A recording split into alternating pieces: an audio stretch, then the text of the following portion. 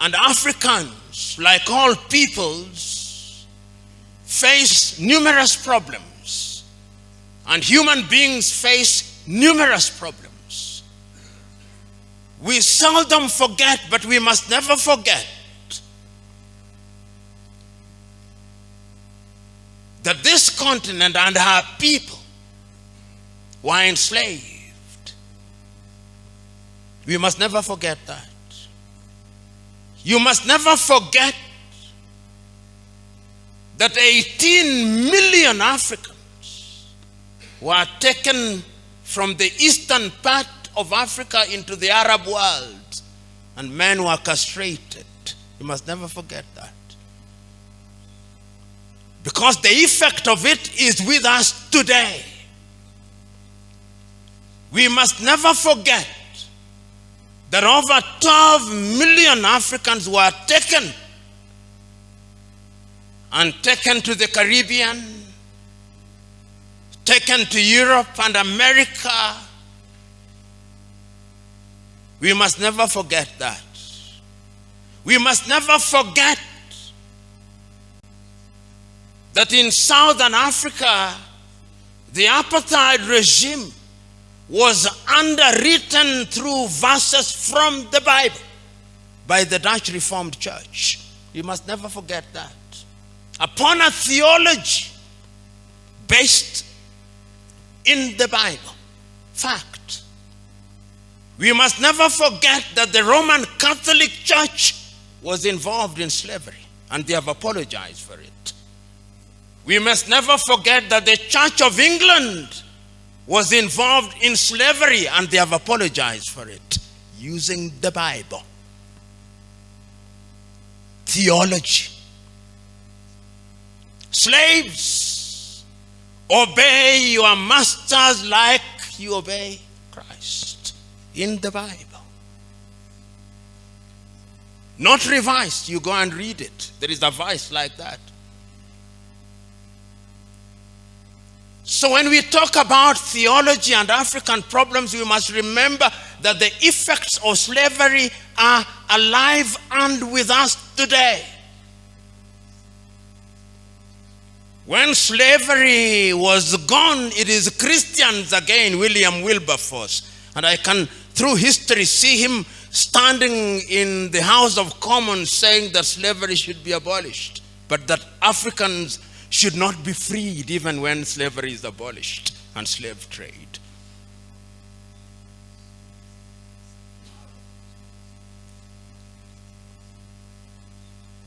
After slavery, colonization came. And as I speak to you, Europeans sat in Berlin in 1884 and 1885 and divided Africa into spheres of influence. Africa was a hunting ground, divided amongst the British, the Italians, the Dutch, the French, the Belgians, the Germans. And today we are in this assembly. I'm using English language which was imposed on us. And those of you who come from English-speaking countries, you referred to as Anglophone. Those of you who come from French-speaking countries, you are referred to as Francophone. And those from Portuguese are referred to as Lusophone. Soon there'll be Sinophone. We don't speak Yoruba. I'm not speaking Yoruba.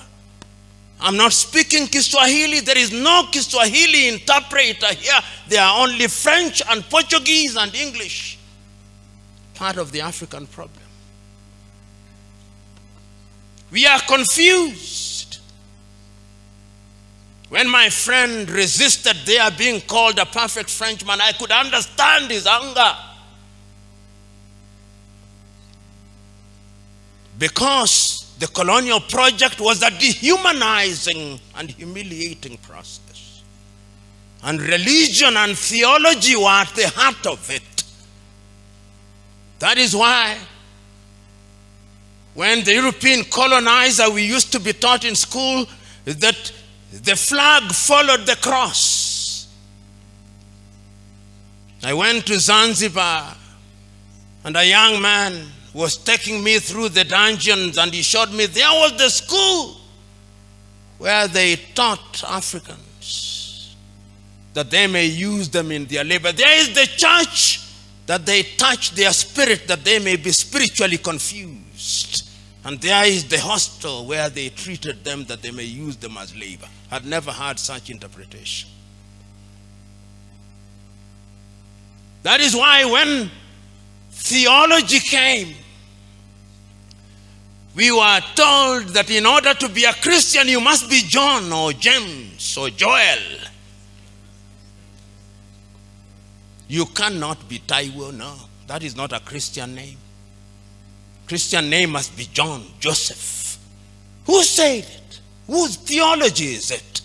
Who said that in order to be a Christian, you must be John? Who said it? That is jaundiced theology. That is racist theology. Because when you want to change a person, you give him your name. Those of you who have watched Roots will know this. Alex Haley's Roots. You capture Kunta Kinte, and in order to dehumanize him, you call him Toby. That is also theology. So, African problem is also colonization. So as we speak now, there are Nigerians here. There are Ghanaians here. There are Congolese, Democratic Republic of Congo, and then there is Congo, named after Ferdinand de Brazza, called Brazzaville. I look forward to the day they change Brazzaville's name. At least they changed Leopoldville into Kinshasa.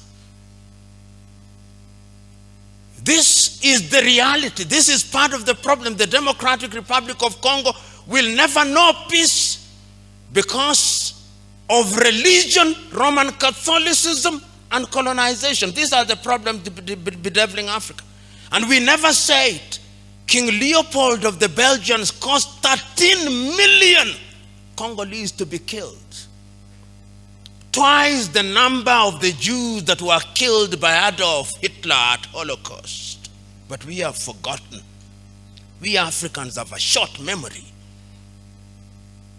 But the Jews will never allow you to forget. Never, ever. But we Africans have forgotten. Part of the African problem is short memory, amnesia. Is part of our problem. And that is why we keep on repeating the same mistakes time and over. Colonization is part of the problem that affects Africa. Because after colonization ended, we have another thing called neocolonization.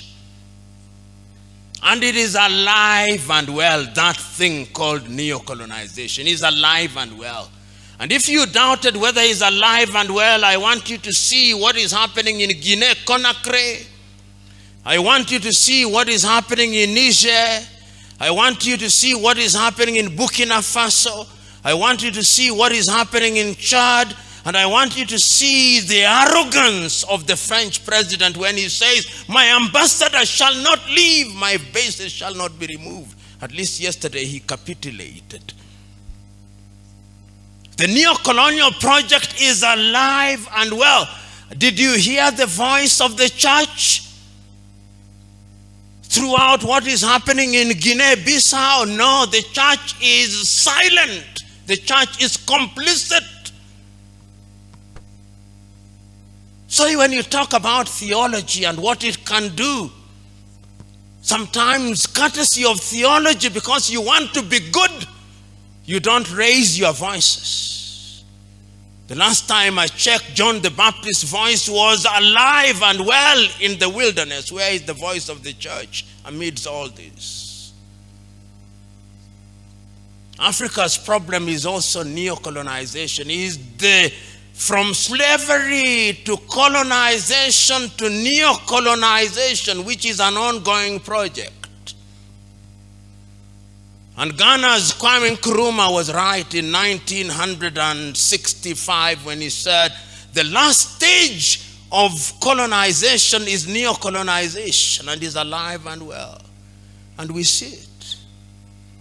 Today, I tell Africans because of neocolonization, I'll come to what I think theology can do. Today in Africa, here in Nairobi, Kenya, if you want to buy something from a supermarket, you go to Carrefour, which is French. You want to buy fuel, you go to Total Energies or Rubies, which is French. You want to have your pizza, which is made by Kentucky Fried Chicken, which is American. You have it carried by Glovo, which is Spanish. If you want to have security, you have it by G4S, which is British. If you want your home guarded, is guarded by KK, which is Gardewald from Quebec. If you want to have chicken, is Kentucky Fried Chicken. If you want your airports managed, is Swissport from Switzerland. That is the state of Africa. Consuming what we do not produce and producing what we do not consume. Just look at it. That is it. And when you are in that state, you are a slave. When you are in that state, you are dehumanized. When you are in that state, you are not behaving as if you are made in the image of God. If you run across Africa, there is no shortage of organizations which are designed to debilitate Africans through NGOs, USAID. Right now they are busy dropping food in Sudan and Somalia. UK Aid, Danida, GIZ. There is no shortage of them, and Kwame was right again. The colonialist comes under different guises, but they kill your spirit to survive. So Africa is bedeviled by all these things. And until the scale falls from our eyes and the wax melts from our ears, we will not go anywhere.